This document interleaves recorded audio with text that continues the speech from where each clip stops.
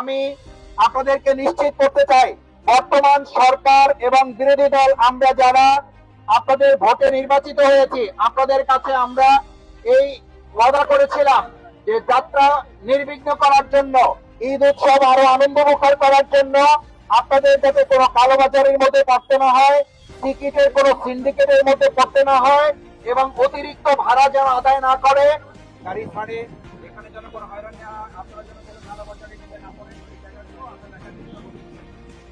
আমাদের এখানে ঢাকা 5-এর এমপি কামাল হোসেন উনি আছে, ঢাকা 4-এর এমপি উনি এখানে সার্বক্ষণিক তত্ত্বাবধান করতেছেন, ওনার নিজের বাড়িও বরিশাল। এই জন্য আমরা সার্বক্ষণিক তত্ত্বাবধান রাখতেছি, আশা করি আপনাদের অসুবিধা হবে না ইনশাআল্লাহ। এখানে টিকিট দিয়েছেন কারা? টিকিট আপনার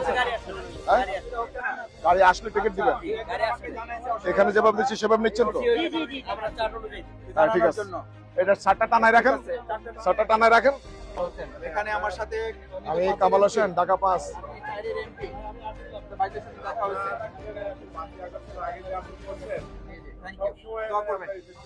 আর ভাইদের ছোটখাটো কিছু কমপ্লেন আছে এগুলো যাতে না হয়, এগুলো একটু চেষ্টা করবেন। যে ভাড়া তো আপনারা সরকার নির্ধারিত বাইরে সরকারি নির্ধারিত যে ভাড়া, এটা এই ঈদ উপলক্ষে সরকারের যে ইয়ে করে দিচ্ছে সেটা আপনাদের এটা করে দেন। আমরা দোয়া করি আপনাদের এই যাত্রা শুভ হোক, সুন্দর হোক, নির্বিঘ্নে আপনারা পরিবারের সাথে সবাই ঈদ করতে পারেন। এ ব্যাপারে আমাদের পক্ষ থেকে আমরা চেষ্টা করেছি।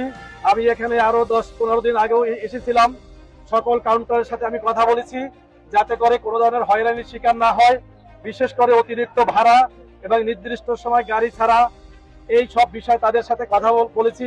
তারা আমাদেরকে প্রতিশ্রুতি দিয়েছে, কথা দিয়েছে যে তারা সম্পূর্ণ নিয়ম মেনেই সবকিছু করবেন এবং এটা নিশ্চিত করার জন্য ইতিমধ্যে